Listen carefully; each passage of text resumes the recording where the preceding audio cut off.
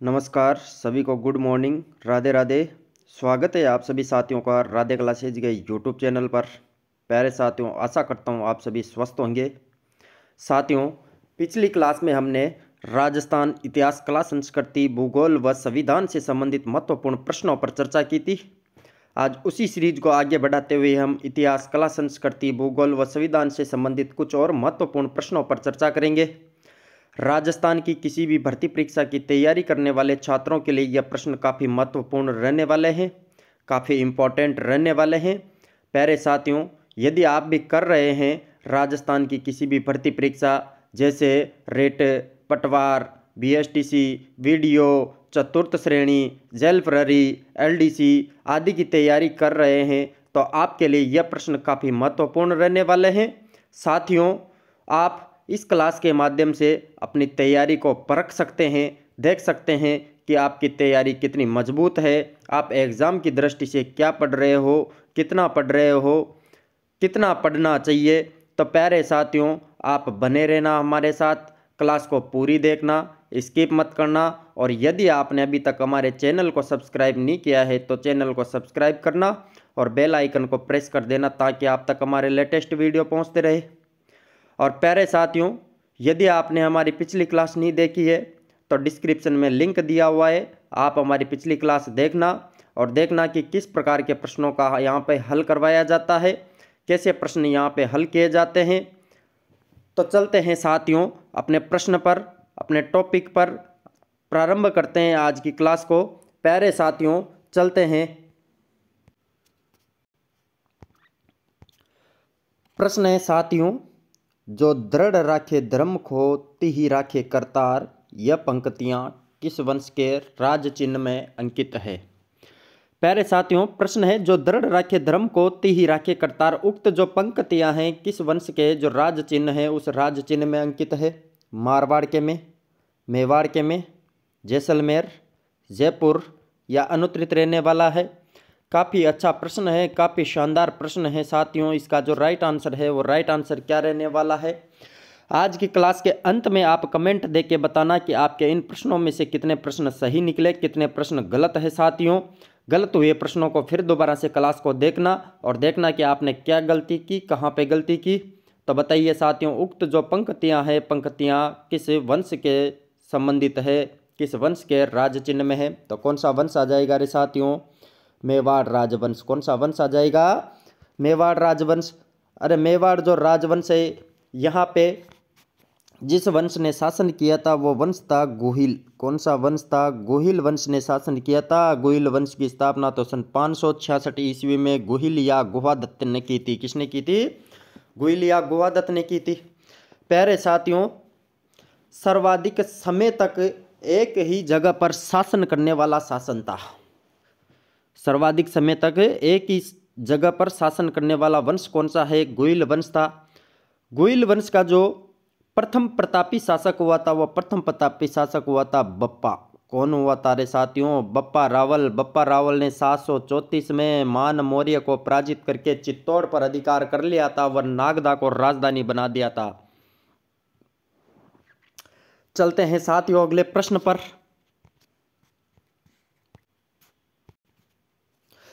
प्यारे साथियों, प्रश्न है अगला, 1301 ईस्वी में अलाउद्दीन खिलजी के रणथंबोर अभियान के समय हमीर देव चौहान के कौन से दो सेनापतियों ने विश्वासघात किया था? अरे प्यारे साथियों, 1301 में जब अलाउद्दीन खिलजी का रणथंबोर अभियान था उस समय जो हमीर देव चौहान के दो सेनापति थे जिन्होंने विश्वासघात किया था, उनका नाम क्या है साथियों? रणमल व रतिपाल, रणमल व भीम सिंह, रतिपाल व गुरुदास सैनी, रणमल व धर्म सिंह या अनुत्तरित रहने वाला है। तो प्यारे साथियों, इसका तो राइट आंसर क्या रहने वाला है? अरे इसका राइट आंसर क्या रहेगा रे साथियों? इसका राइट आंसर तो रहेगा रणमल व रतिपाल। क्या रहेगा? रणमल व रतिपाल। प्यारे साथियों, 1301 ईस्वी में जब रणथंबोर आक्रमण पर अलाउद्दीन आया था तो इस समय हमीर देव के ये दो सेनापति थे, रणमल व रतिपाल को अलाउद्दीन ने शासक बनाने का लालच दे दिया था, जिसके कारण इन्होंने रणथंबोर दुर्ग में प्रवेश के गुप्त मार्ग बता दिए थे। तो प्यारे साथियों, विश्वासघाती कौन कौन हो गए? रणमल व रतिपाल। प्यारे साथियों, गुरुदास सैनी तो जो रणथंभौर दुर्ग की कुंजी है, जैन दुर्ग, इस जैन दुर्ग का प्रशासक था। किसका प्रशासक था? जैन दुर्ग का प्रशासक था। चलते हैं साथियों अगले प्रश्न पर।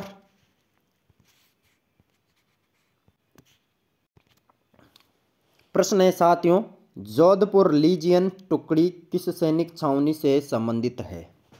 जो जोधपुर लीजियन सैनिक टुकड़ी है, वो सैनिक टुकड़ी किस सैनिक छावनी से संबंधित है रे साथियों? एरिनपुरा से, नीमच से, नसीराबाद से, देवली से या अनुत्तरित रहने वाला है? काफ़ी शानदार प्रश्न है, काफ़ी अच्छा प्रश्न है साथियों। जोधपुर लीजियन टुकड़ी का संबंध किस छावनी से है? तो बताना रे साथियों, किस छावनी से है जोधपुर लीजियन टुकड़ी का संबंध? अरे जोधपुर लीजियन टुकड़ी का संबंध तो कौन सी छावनी से है साथियों?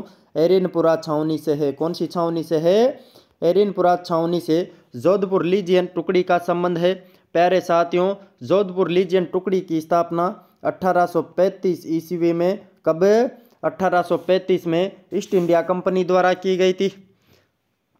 यह जो टुकड़ी थी, इस टुकड़ी के अंदर अधिकतर सैनिक मारवाड़ राज्य के सैनिक थे। प्यारे साथियों, यह जो टुकड़ी थी, इस टुकड़ी को तो एरिनपुरा छावनी के अंदर रखा गया था। कौन सी छावनी में रखा गया था?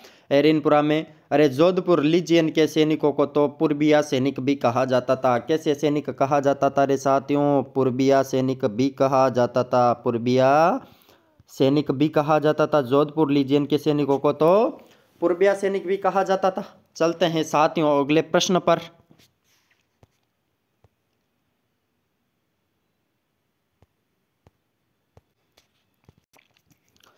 प्यारे साथियों, प्रश्न है भिथोड़ा का युद्ध कब हुआ था? प्यारे साथियों, 1857 की क्रांति के समय हुआ यह महत्वपूर्ण युद्ध था। भिथोड़ा का युद्ध कहाँ पर हुआ था, कब हुआ था? तो प्यारे साथियों, ऑप्शन 1 23 अगस्त 1857, 8 सितंबर 1857, 18 सितंबर 1857, 10 मई 1857 या अनुत्तरित रहने वाला है? तो प्यारे साथियों, बताना इसका जो राइट आंसर है वो राइट आंसर क्या रहने वाला है। अरे भिथोड़ा का युद्ध तो कहाँ पे हुआ, कब हुआ था? अरे भिथोड़ा का युद्ध तो 8 सितंबर 1857 को हुआ था। कहाँ पे हुआ था? 8 सितंबर 1857 को भिथोड़ा पाली में हुआ था। कहाँ पे हुआ था रे साथियों? भिथोड़ा पाली के अंदर रे। कौन सा युद्ध हुआ था? भिथोड़ा का युद्ध हुआ था। प्यारे साथियों, इस युद्ध के अंदर मैकमोहन मारा गया था। जो जोधपुर का किलेदार था मैकमोहन, वो इस युद्ध के अंदर जोधपुर का किलेदार था ओनार सिंह पंवार। वो ओनार सिंह पंवार मारा गया था साथियों। प्यारे साथियों, इस युद्ध में जो क्रांतिकारी थे, क्रांतिकारी विजयी रहे थे। प्यारे साथियों, इसके 10 दिनों बाद 18 सितंबर को एक और युद्ध हुआ था। वो युद्ध था चेलावास का युद्ध। कौन सा युद्ध था साथियों? चेलावास का युद्ध। इस युद्ध को काले गोरों का युद्ध भी कहा जाता है। कौन सा युद्ध कहा जाता है? काले गोरों का युद्ध भी कहा जाता है। कहते हैं एक तरफ तो अंग्रेज थे, जिनमें जोधपुर का जो पॉलिटिकल एजेंट था मैकमोहन, वह जो एजेंट टू गवर्नर जनरल था जॉर्ज पैट्रिक लॉरेंस। ये दोनों एक तरफ थे और एक तरफ था जो कुशाल सिंह ठाकुर था। कुशाल सिंह ठाकुर के नेतृत्व में क्रांतिकारी थे। प्यारे साथियों, कहते हैं कि इस युद्ध के अंदर जो मैकमोहन था, मैकमोहन का सिर काट दिया जाता है और मैकमोहन के सिर को काट करके आवा किले के बाहर लटका दिया जाता है। इस युद्ध के अंदर अंग्रेजों की हार होती है और इस युद्ध में भी क्रांतिकारी जीत जाते हैं। प्यारे साथियों, जब क्रांतिकारी इस युद्ध के अंदर भी जीत जाते हैं तो जो भारत का गवर्नर जनरल था कैनिंग कहता है कि लगातार 2 युद्ध हार गए, अब आप क्या कर रहे हो? प्यारे साथियों, अपना जो ऑप्शन 4 है 10 मई के दिन तो क्रांति का आरंभ हुआ था, जबकि 23 अगस्त को एरिनपुरा में क्रांति होती है। कहाँ पे होती है? एरिनपुरा में क्रांति होती है। चलते हैं अगले प्रश्न पर।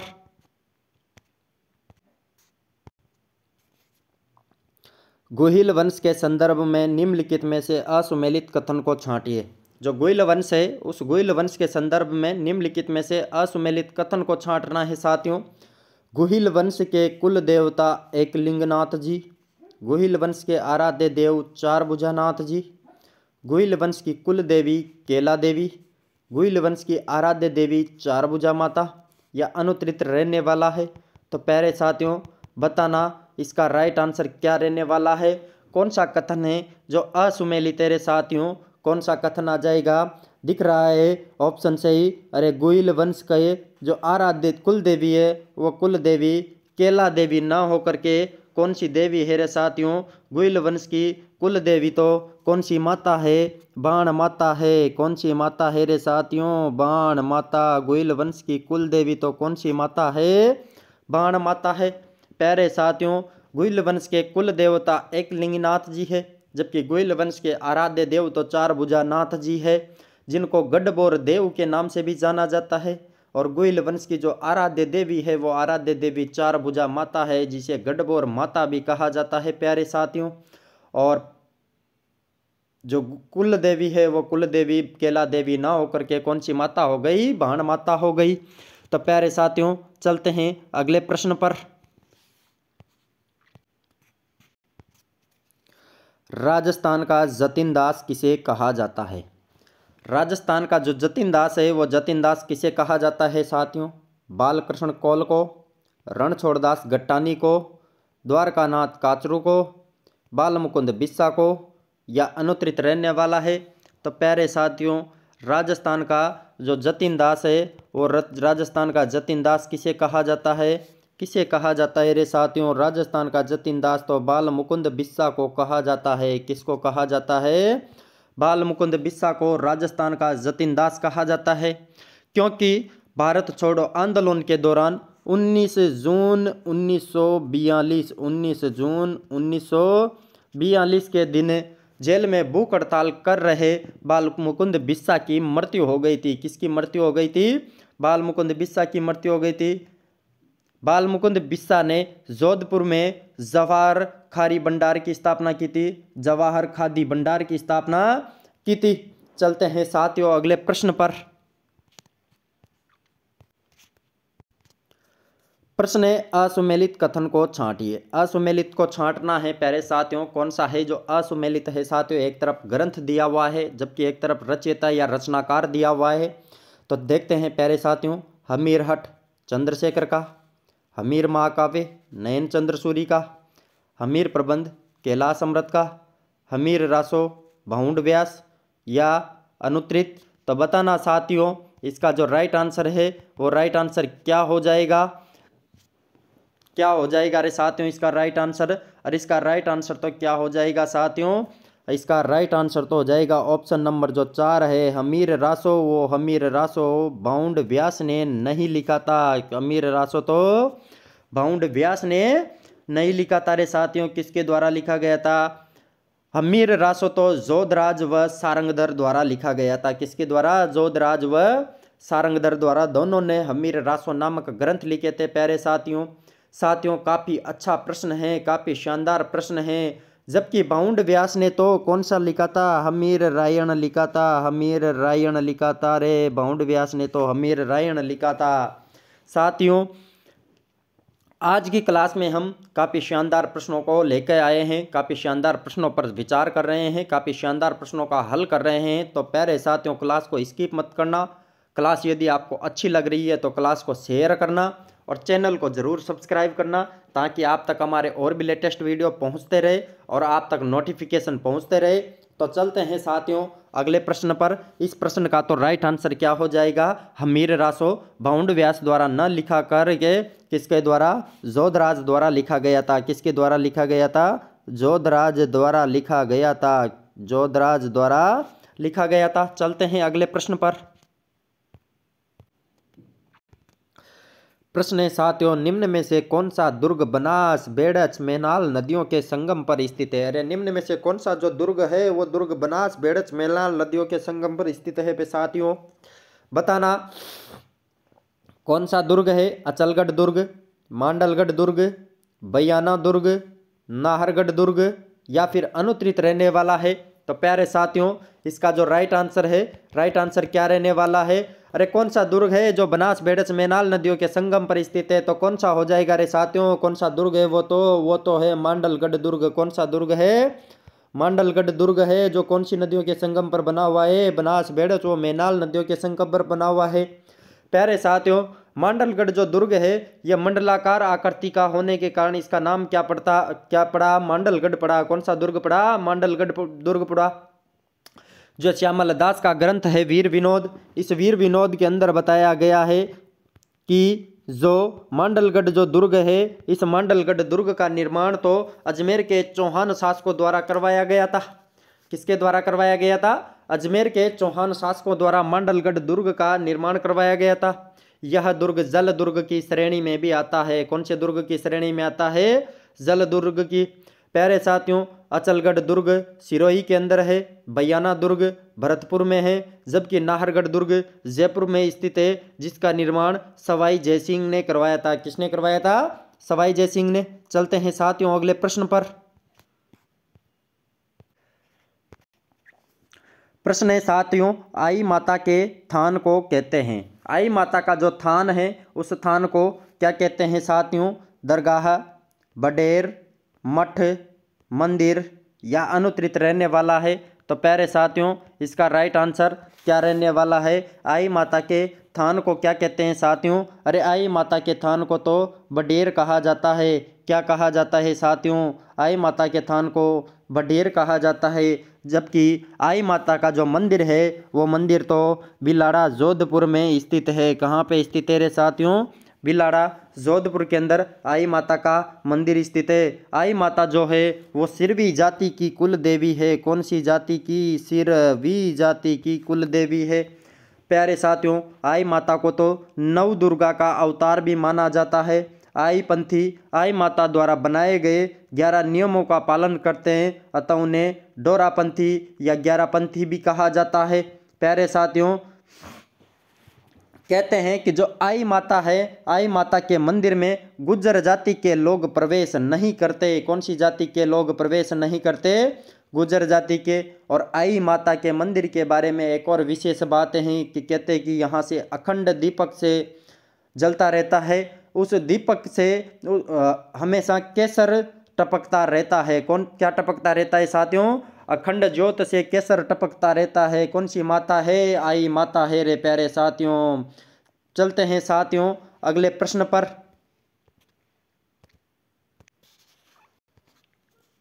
प्रश्न है साथियों, निम्न में से कौन सा संप्रदाय हंस संप्रदाय के नाम से भी जाना जाता है? कौन सा संप्रदाय है साथियों जिसे हंस संप्रदाय के नाम से भी जाना जाता है? प्यारे साथियों बताना। निम्बार्क संप्रदाय को, रामानंदी संप्रदाय को, गौड़ीय संप्रदाय को, इनमें से कोई नहीं, या अनुत्तरित रहने वाला है? तो प्यारे साथियों बताना किस संप्रदाय को हंस संप्रदाय के नाम से भी जाना जाता है। काफ़ी शानदार प्रश्न है, काफ़ी अच्छा प्रश्न है साथियों। तो अपना राइट आंसर क्या हो जाएगा? निम्बार्क संप्रदाय। कौन सा संप्रदाय हो जाएगा रे साथियों? निम्बार्क संप्रदाय। निम्बार्क संप्रदाय को हंस संप्रदाय के नाम से भी जाना जाता है। निम्बार्क संप्रदाय की स्थापना तो 12वीं शताब्दी में आचार्य निम्बार्क द्वारा, किसके द्वारा? आचार्य निम्बार्क द्वारा की गई थी। किसके द्वारा की गई थी? आचार्य निम्बार्क द्वारा। इस संप्रदाय के अंदर भगवान श्री कृष्ण की युगल रूप में पूजा की जाती है। किस रूप में पूजा की जाती है? युगल रूप के अंदर पूजा की जाती है। प्यारे साथियों, गौड़ीय संप्रदाय के जो प्रवर्तक थे वो गौड़ीय संप्रदाय के प्रवर्तक तो माधवाचार्य थे। कौन थे? मध्वाचार्य गौड़ीय संप्रदाय के प्रवर्तक थे साथियों। प्यारे साथियों, जबकि रामानंदी संप्रदाय के प्रवर्तक गुरु रामानंद थे। रामानंदी संप्रदाय के तो कौन है? रामानंद है। रामानंदी संप्रदाय के तो रामानंद है। तो प्यारे साथियों, हंस संप्रदाय के नाम से किसे जाना जाता है? निम्बार्क संप्रदाय को जाना जाता है। चलते हैं अगले प्रश्न पर।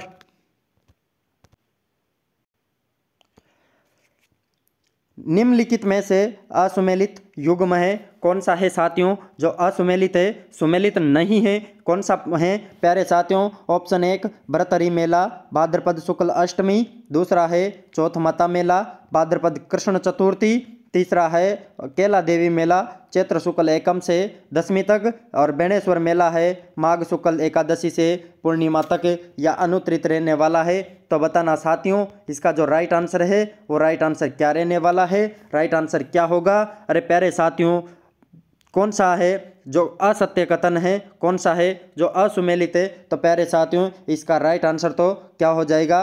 प्यारे साथियों इसका राइट आंसर तो हो जाएगा चौथ माता का मेला भाद्र कृष्ण चतुर्थी को नहीं बरता। कब नहीं बरता? भाद्र कृष्ण चतुर्थी को न बर के चौथ माता का मेला तो कब बरता है? माघ महीने के अंदर बरता है और कृष्ण पक्ष की चतुर्थी को आयोजित होता है। कौन सी चतुर्थी को? कृष्ण पक्ष की माघ महीने की चतुर्थी को आयोजित होता है। कौन सा गलत हो जाएगा? चौथ माता का मेला गलत हो जाएगा। जबकि प्यारे साथियों भरतरी का मेला तो भाद्रपद शुक्ल अष्टमी को बरता है और कहाँ पे बरता है? सरिस्का अलवर में बरता है। जबकि केला देवी मेला चैत्र शुक्ल एकम से दशमी तक बरता है। प्यारे साथियों केला देवी का प्रसिद्ध मेला तो करौली जिले के अंदर बरता है। केला देवी के जो भक्त है उन भक्तों द्वारा गाए गए गीतों को लांगुरिया कहा जाता है। इसे लक्खी मेला भी कहा जाता है साथियों। जबकि बेणेश्वर मेला डूंगरपुर के अंदर बरता है। माघ शुक्ल एकादशी से पूर्णिमा तक बरता है। इसे आदिवासियों का कुंभ भी कहा जाता है। कहते हैं बेणेश्वर में एकमात्र खंडित शिवलिंग की पूजा की जाती है। तो प्यारे साथियों अपना राइट आंसर तो हो गया ऑप्शन नंबर 2। चलते हैं अगले प्रश्न पर। प्रश्न है साथियों निम्न में से कौन सा नृत्य भील जनजाति से संबंधित नहीं है? अरे इनमें से कौन सा नृत्य है जो भील जनजाति से संबंधित नहीं है साथियों? कौन से नृत्य भील जनजाति से संबंधित नहीं है? प्यारे साथियों नेजा, हाथीमना, रमणी, रायण या अनुत्तरित रहेगा। तो प्यारे साथियों कौन सा नृत्य है जो भील जनजाति से संबंधित नहीं है रे साथियों? प्यारे साथियों इसका राइट आंसर तो क्या हो जाएगा? अरे क्या हो जाएगा राइट आंसर साथियों? राइट आंसर हो जाएगा इसका रायण नृत्य। कौन सा नृत्य हो जाएगा साथियों? रायण नृत्य जो भील जनजाति से संबंधित नहीं है। किससे संबंधित नहीं है साथियों? भील जनजाति से। प्यारे साथियों रायण नृत्य भील जनजाति का न होकर के गरासिया जनजाति का है। कौन सी जनजाति का है रे साथियों? गरासिया जनजाति का है। नेजा, हाथीमना, रमणी ये तो किसके नृत्य है? भीलों के नृत्य है। चलते हैं साथियों अगले प्रश्न पर। प्रश्न है साथियों कृपाल सिंह शेखावत का संबंध किस कला से है? प्यारे साथियों कृपाल सिंह शेखावत का संबंध किस कला से है? मीनाकारी से, ब्लू पोट्री से, मोलेला कला से, थेवा कला से या अनुत्तरित रहने वाला है? तो प्यारे साथियों इसका जो राइट आंसर है वो राइट आंसर क्या रहने वाला है? काफ़ी अच्छा प्रश्न है, काफ़ी शानदार प्रश्न है। राजस्थान की किसी भी भर्ती परीक्षा की तैयारी करने वाले छात्रों के लिए यह प्रश्न काफ़ी शानदार प्रश्न रहने वाला है, काफ़ी अच्छा प्रश्न रहने वाला है। तो बताइए साथियों इसका जो राइट आंसर है राइट आंसर क्या हो जाएगा? अरे कृपाल सिंह शेखावत का संबंध तो किससे है? ब्लू पोट्री से है। किससे है साथियों? ब्लू पोट्री से है। प्यारे साथियों कृपाल सिंह शेखावत को तो ब्लू पोट्री का जादूगर भी कहा जाता है। क्या कहा जाता है रे साथियों? ब्लू पोट्री का जादूगर कृपाल सिंह शेखावत को कहा जाता है। प्यारे साथियों इन्हें 1974 में पद्मश्री पुरस्कार से सम्मानित भी किया जा चुका है। कौन से पुरस्कार से? पद्मश्री पुरस्कार से। जबकि 2002 में इनको शिल्प गुरु अवार्ड दिया गया था। कौन सा अवार्ड दिया गया था? शिल्प गुरु अवार्ड दिया गया था। प्यारे साथियों ब्लू पोट्री के अंदर जो चीनी मिट्टी के बर्तन होते हैं इन चीनी मिट्टी के बर्तनों पर नीले रंग से चित्रकारी करना ही ब्लू पोट्री कहलाती है। क्या कहलाती है? ब्लू पोट्री कहलाती है। प्यारे साथियों जबकि मीनाकारी तो होती है जो सोने, चांदी तथा पत्थरों पर जो रंग है वो रंग भरने की कला को मीनाकारी कहते हैं। जबकि मोलेला कला तो प्यारे साथियों कहाँ की प्रसिद्ध है? मोलेला कला तो नाथ द्वारा राजसमंद की प्रसिद्ध है। जबकि थेवा कला प्रतापगढ़ की प्रसिद्ध है। कहाँ की प्रसिद्ध है? प्रतापगढ़ की प्रसिद्ध है। तो प्यारे साथियों अपना राइट आंसर हो गया ऑप्शन नंबर 2। चलते हैं अगले प्रश्न पर। प्रश्न है साथियों राजस्थान में चित्रकला का जनक किसे माना जाता है? राजस्थान में चित्रकला का जनक किसे माना जाता है रे साथियों? बताना आप किसे माना जाता है? एरिक डिक्सन को, कुंदन लाल शर्मा को, आनंद कुमार स्वामी को, इनमें से कोई नहीं या अनुत्तरित रहने वाला है? तो बताना साथियों इसका जो राइट आंसर है वो राइट आंसर क्या रहने वाला है? राजस्थान में चित्रकला का जनक किसे माना जाता है साथियों? और किसे माना जाता है रे साथियों? चित्रकला का जनक तो आनंद कुमार स्वामी को माना जाता है। किसको माना जाता है साथियों? आनंद कुमार स्वामी को चित्रकला का जनक भी माना जाता है। इन्होंने सन 1916 में, कब? 1916 में सर्वप्रथम अपनी जो पुस्तक थी, पुस्तक राजपूताना पेंटिंग में सर्वप्रथम जो राजस्थानी चित्रकला थी, इस राजस्थानी चित्रकला का वैज्ञानिक विभाजन किया था। क्या किया था? वैज्ञानिक विभाजन। पुस्तक कौन सी? राजपूत पेंटिंग। राजपूत पेंटिंग के अंदर सर्वप्रथम वैज्ञानिक विभाजन किया था, सर्वप्रथम वैज्ञानिक विभाजन किया था। प्यारे साथियों, एरिक डिक्सन जो था, एरिक डिक्सन ने तो ब्यावर की स्थापना की थी। किसकी स्थापना की थी रे? ब्यावर की स्थापना की थी। साथियों चलते हैं अगले प्रश्न पर।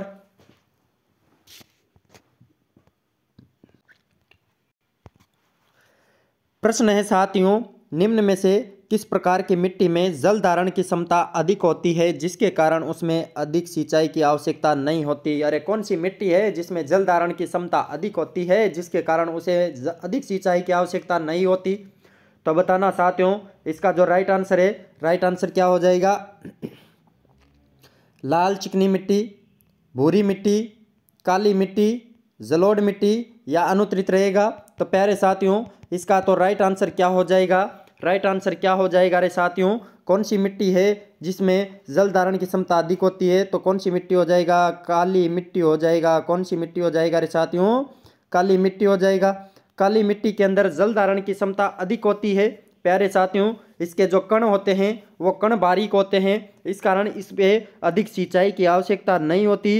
यह कपास की खेती के लिए सर्वाधिक उपयोगी होती है। इस मृदा जो का विस्तार जो है, यह जो मिट्टी है, इस मिट्टी का विस्तार तो सर्वाधिक हाड़ौती के पठार में है। कौन से पठार में है साथियों? हाड़ौती के पठार में। तो अपना राइट आंसर क्या हो जाएगा? ऑप्शन नंबर 3 काली मिट्टी। चलते हैं अगले प्रश्न पर। प्रश्न है साथियों, निम्न में से साबरमती की सहायक नदियां हैं। साबरमती की सहायक नदियां कौन कौन सी है साथियों? वाकल, वेतरक, अनास, इरू। सही कूट का चयन करना है। ऑप्शन 1 ए व सी, ऑप्शन 2 ए व बी, ऑप्शन 3 बी सी व डी, ऑप्शन 4 ए बी व सी या ऑप्शन 5 अनुत्तरित रहने वाला है। तो बताना साथियों, साबरमती की सहायक नदियां कौन कौन सी नदियां हैं रे साथियों? साबरमती की सहायक नदियां तो कौन कौन सी नदियां हैं? कौन कौन सी नदियां हैं रे साथियों?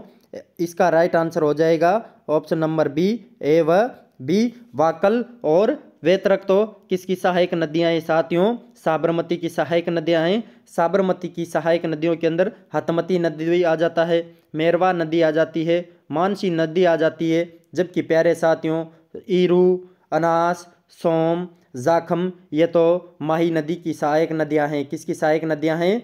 ईरू, अनास, माही, ईरू, अनास, सोम, जाखम ये तो माही नदी की सहायक नदियां हैं। किसकी सहायक नदियां हैं? माही नदी की। तो प्यारे साथियों, अपना राइट आंसर हो गया ऑप्शन नंबर 2 ए व बी, वाकल व वेतरक तो साबरमती की सहायक नदियां हैं। चलते हैं अगले प्रश्न पर। प्रश्न है साथियों, निम्न में से कौन सा युग्म सुमेलित नहीं है? कौन सा युग्म है जो सुमेलित नहीं है साथियों? बताना इसका राइट आंसर है। राइट आंसर क्या होगा? माधो सागर बांध दौसा, टोरडी सागर बांध टोंक, मेजा बांध भीलवाड़ा, जसवंत सागर बांध डूंगरपुर या अनुत्तरित रहने वाला है? तो प्यारे साथियों बताना इसका राइट आंसर तो क्या हो जाएगा?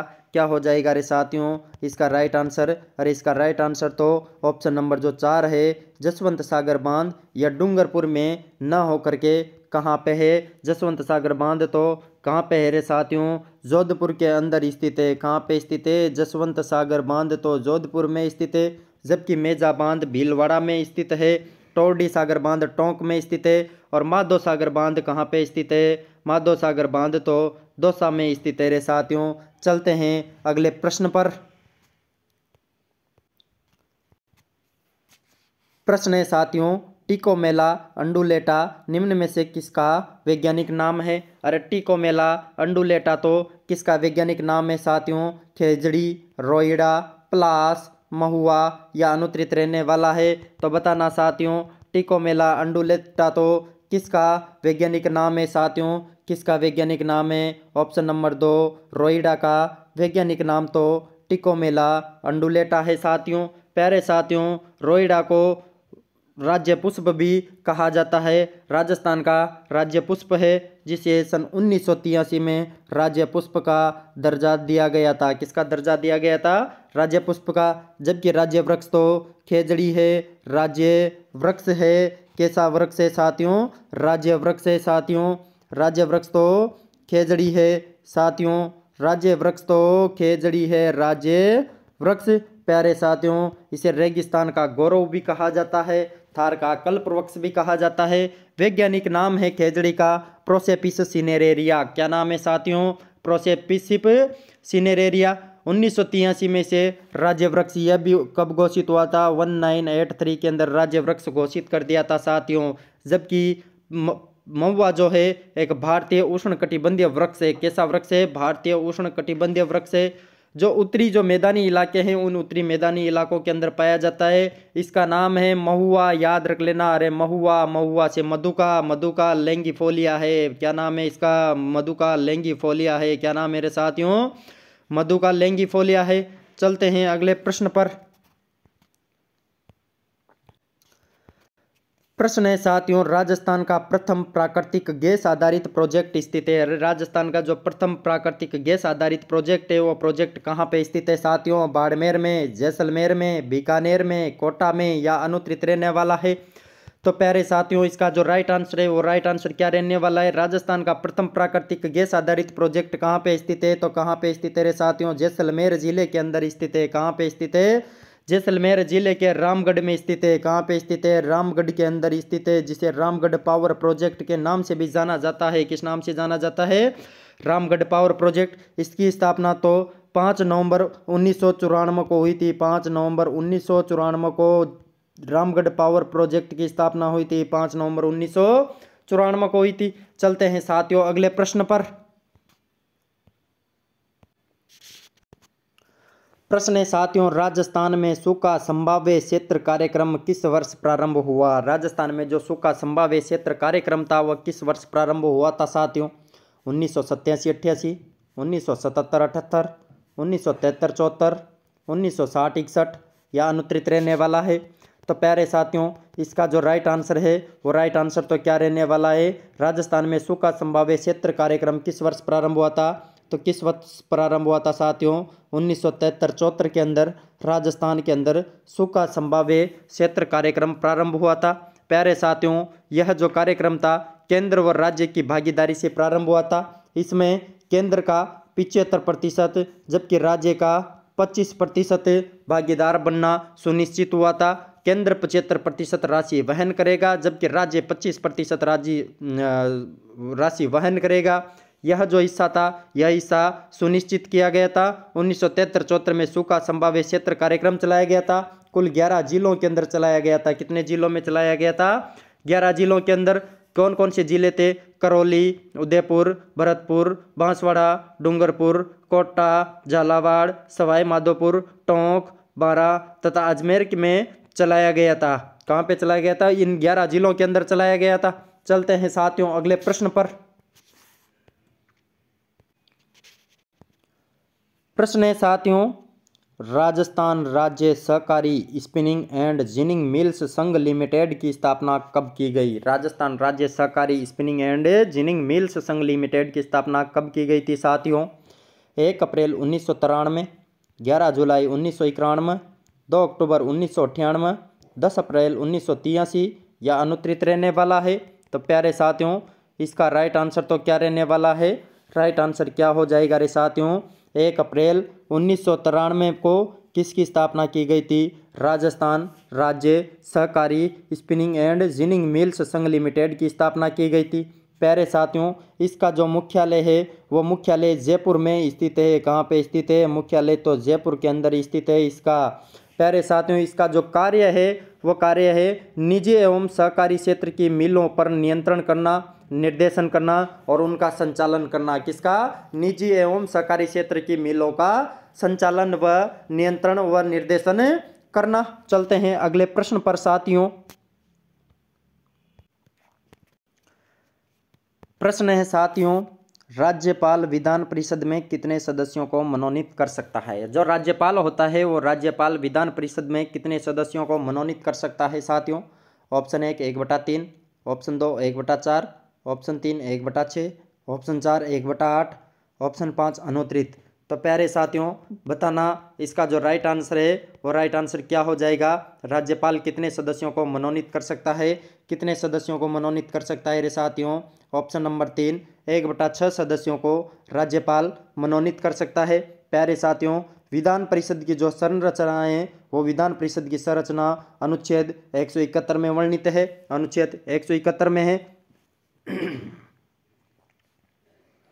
प्यारे साथियों जो राज्य विधान परिषद होती है, इस राज्य विधान परिषद की जो राज्य विधान परिषद की में जो अधिकतम संख्या होती है वो राज्य विधान परिषद की सीटों की अधिकतम संख्या राज्य की विधानसभा की 1/3 या न्यूनतम 40 हो सकती है।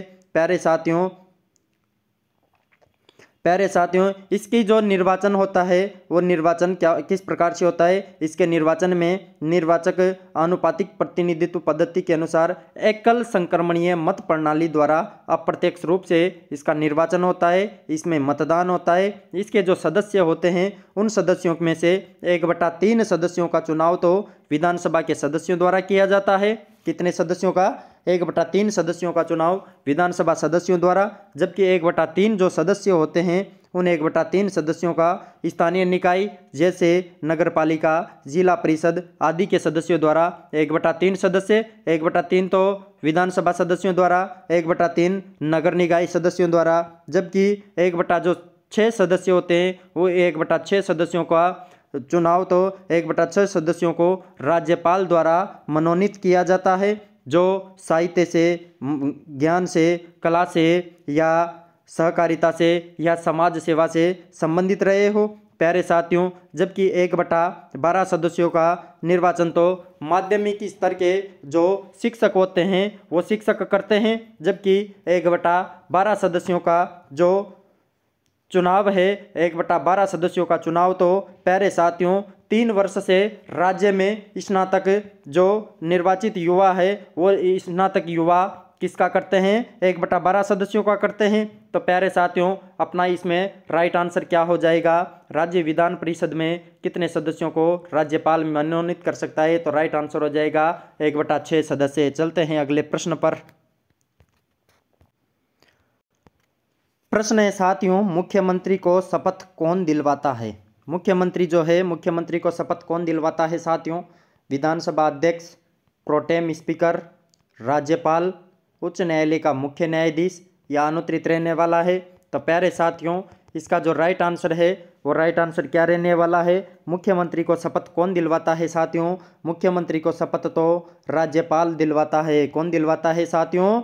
मुख्यमंत्री को शपथ राज्यपाल दिलवाता है। अनुच्छेद 164 में अनुच्छेद 164 थर्ड में बताया गया है कि प्रत्येक राज्य का जो मुख्यमंत्री है, मुख्यमंत्री एवं अन्य मंत्रियों को पद एवं गोपनीयता की जो शपथ है वो शपथ कौन दिलवाता है? राज्यपाल दिलवाता है। मंत्रिपरिषद के प्रमुख के रूप में जो मुख्यमंत्री है, मुख्यमंत्री का कार्यकाल 5 वर्ष का होता है। कितने वर्ष का होता है? 5 वर्ष का कार्यकाल होता है। प्यारे साथियों चलते हैं अगले प्रश्न पर। प्रश्न है साथियों निम्न में से कौन से अनुच्छेद के अंतर्गत यह कहा गया है कि राज्य विधानमंडल की जो भाषा है वो भाषा हिंदी एवं अंग्रेजी होगी? कौन कौन सी होगी? हिंदी एवं अंग्रेजी होगी। कौन से अनुच्छेद के अंतर्गत यह कहा गया है? प्यारे साथियों अनुच्छेद 211 में, अनुच्छेद 210 में, अनुच्छेद 212 में, अनुच्छेद 209 में या अनुत्तरित रहने वाला है। तो प्यारे साथियों किस अनुच्छेद के अंदर कहा गया है कि सदन की जो भाषा है, विधानमंडल की जो भाषा है वो भाषा हिंदी एवं अंग्रेजी होगी? तो कौन सा अनुच्छेद है रे साथियों? वो अनुच्छेद तो है अनुच्छेद 210। कौन सा अनुच्छेद है? अनुच्छेद 210 में कहा गया है कि सदन की भाषा कैसी होगी? सदन की भाषा तो हिंदी एवं अंग्रेजी होगी। प्यारे साथियों यदि जो सदन का अध्यक्ष है वो सदन का अध्यक्ष अनुमति दे दे तो क्षेत्रीय भाषा पर भी विचार किया जा सकता है। प्यारे साथियों जबकि अनुच्छेद 209 के अंदर राज्य के जो विधानमंडल होते हैं इन विधानमंडलों में वित्तीय कार्य संबंधी प्रक्रिया का वर्णन किया गया है, जबकि अनुच्छेद 211 के अंदर विधानमंडल में चर्चा होती है, उस चर्चा पर निबंधन है। जबकि अनुच्छेद 212 में न्यायालयों द्वारा विधानमंडल की कार्यवाही की जांच न किया जाना, यह अनुच्छेद 212 में वर्णित है। चलते हैं साथियों अगले प्रश्न पर। अगला प्रश्न है साथियों, राजस्थान राज्य निर्वाचन आयोग के प्रथम निर्वाचन आयुक्त कौन थे? जो राजस्थान राज्य निर्वाचन आयोग है, इसके प्रथम निर्वाचन आयुक्त कौन थे साथियों? इंद्रजीत खन्ना, अशोक कुमार पांडे, अमर सिंह राठौड़, AK घोष या अनुत्तरित रहने वाला है? तो प्यारे साथियों इसका राइट आंसर क्या रहने वाला है? राजस्थान राज्य निर्वाचन आयोग के प्रथम निर्वाचन आयुक्त कौन थे? तो प्रथम निर्वाचन आयुक्त कौन थे साथियों? अमर सिंह राठौड़ थे, जो राजस्थान राज्य निर्वाचन आयोग के प्रथम निर्वाचन आयोग थे, प्रथम निर्वाचन आयुक्त थे। प्यारे साथियों राजस्थान राज्य निर्वाचन आयोग का तो गठन जो था वह गठन जुलाई 1994 में किया गया था। जुलाई 1994 में राज्य निर्वाचन आयोग का गठन किया गया था। 1 जुलाई 1994 को अमर सिंह राठौड़ ने अपना कार्यभार पदभार ग्रहण कर लिया था। कब? 1 जुलाई 1994 को। प्यारे साथियों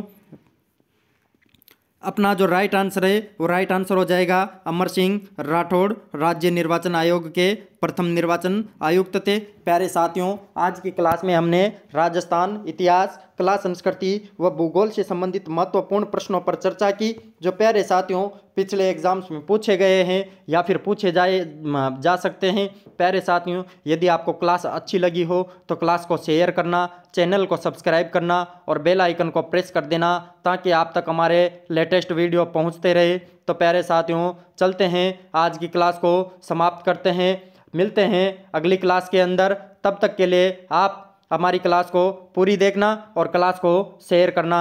धन्यवाद।